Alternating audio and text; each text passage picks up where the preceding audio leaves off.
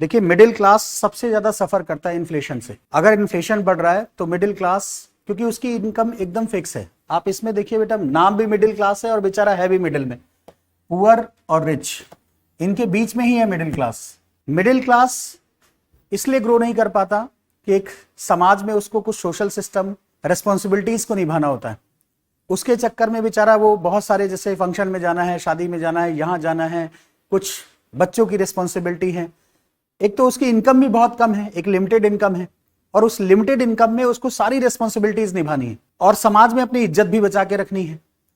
इसके साथ साथ देखिए, जो रिच क्लास है उसको कोई प्रॉब्लम नहीं है इन्फ्लेशन से, कोई प्रॉब्लम। सिंपल सी बात है, अगर मैगी का रेट 20 रुपए 50 रुपए भी हो जाए तो प्रॉब्लम नहीं होने वाली। अगर इन्फ्लेशन से कोई सफर कर रहा है तो इन्फ्लेशन से सबसे ज्यादा सफर करेगा पुअर, और उसके बाद अगर सफर करेगा तो मिडिल क्लास। रिच को कोई प्रॉब्लम नहीं होने वाली कि आप मैगी 20 रुपए को 50 रुपए में बेच रहे हैं, दाल को 100 रुपए की 200 रुपए में बेच रहे हैं। तो इन्फ्लेशन से अगर कोई सफर करेगा तो बेचारा सबसे वर्स्ट सफर करेगा तो पुअर क्लास करेगा, उसके बाद मिडिल क्लास करेगा। और मिडिल क्लास बहुत सारी चीजें ऐसे भी परफॉर्म करता है जो अपनी इज्जत को बचाने के लिए करता है, कि एक मिडिल लाइफस्टाइल वो मेंटेन कर सके। उसके पास एक्स्ट्रा इनकम का सोर्स नहीं है, वो बस उतने में ही अपना खर्चा चला रहा है। तो ये दोनों क्लास, पुअर क्लास और मिडिल क्लास, दोनों ही इन्फ्लेशन से सबसे ज्यादा हर्ट होती है। इन्फ्लेशन से अगर सबसे ज्यादा प्रॉब्लम होती है तो इन दोनों को होती है। अपर मिडिल क्लास को कोई प्रॉब्लम नहीं होती, रिच क्लास को कोई प्रॉब्लम नहीं होती।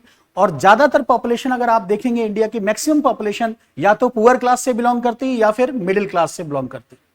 तो सबसे ज्यादा अगर महंगाई होती है तो महंगाई का असर किस पे पड़ता है, वर्स्ट इफेक्ट किस पे पड़ता है, इन दोनों क्लासेस पे पड़ता है।